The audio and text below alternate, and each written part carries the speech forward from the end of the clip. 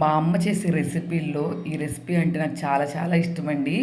ఎందుకంటే భలే డిఫరెంట్‌గా చేస్తది. ఎందుకో తెలీదు మా అమ్మ చేసే టేస్ట్ చాలా బాగొస్తది. అందుకని ఈ రెసిపీ అయితే నేను మా అమ్మ దగ్గరికొచ్చినప్పుడల్లా చేపించుకుంటాను. రెసిపీ ఏంటనుకుంటున్నారా? పొంగలి. లేట్ చేయకుండా ప్రాసెస్ అయితే చెప్పేస్తా అండి. ఫస్ట్ మనం ఒక గిన్నె తీసుకొని అందులోకి 4 టీ గ్లాసులు రైస్ అయితే తీసుకొని వాష్ చేసుకొని నానబెట్టేసుకోవాలి. తర్వాత మనం పొంగల్ చేసుకోవడం ఒక గిన్నె తీసుకొని అందులోకి బియ్యం అంతా వేసుకొని ఒక 2 చెంబులు వాటర్ అయితే పోసుకోవాలి. వాటర్ యాడ్ చేసుకున్న తర్వాత స్టవ్ మీద పెట్టేసుకొని కొంచెం సగ్గుబియ్యం యాడ్ చేసుకొని సాఫ్ట్గా రైస్ ఎలా ఉడకబెట్టుకుంటాం అలా ఉడికిన తర్వాత 2 టీ గ్లాసులు పాలు అయితే యాడ్ చేసుకొని పాలు పోసిన తర్వాత కూడా ఇంకా రైస్ చాలా మెత్తగా ఉడికేంత వరకు అయితే ఉంచుకోవాలి.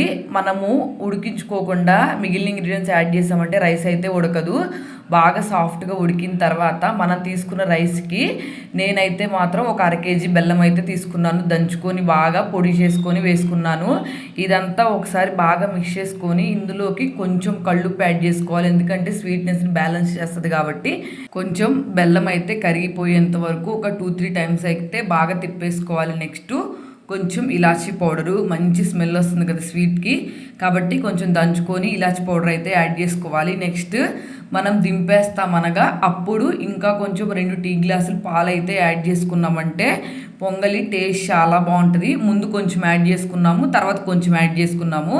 నెక్స్ట్ దింపేసే ముందు మనం గీలో ఫ్రై చేసుకున్న జీడిపప్పు బాదం పప్పు యాడ్ చేసుకుంటే పొంగల్ అయితే రెడీ అయిపోతుంది. టేస్ట్ అద్దిరిపోయింది.